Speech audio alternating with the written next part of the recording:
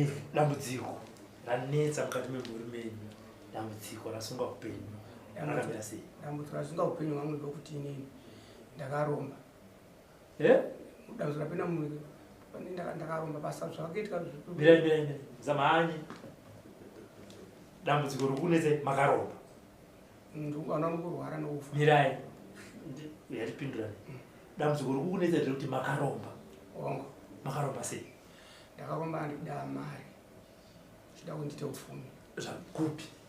Ndakarombera kuchipingi. Taurai handi kubva pekutanga kwamakaenda kuchipingi zvamakaswoita pamakadzoka nemari yamakaita. Tanyatsokupai mukana wokureurura mazuva anhasi. Zvandakanoita ndakanoromba kubva ndadzoka. Akakuudzai kuti kuchipingi ndokune munhu anoita zvidiyani? Ishamwari yangu ndaitamba nayo kumapurasi kwandaigara. But aenda akona iyi. Makaona chii chakaibva mati zvinoita? Takanonzi takasvika isusu tichapinda musango. Maenda kuchipingi? Makaita neshamwari yenyu? Nemunhu akatibatsira wacho. Saka ndichamunenge maona imini. Makasvika mukati murikuda chii kun'anga? Takatida mushonga wekuita mari. Zvakanzi naiye mushonga kupai mari ndokukwanisa kukupai.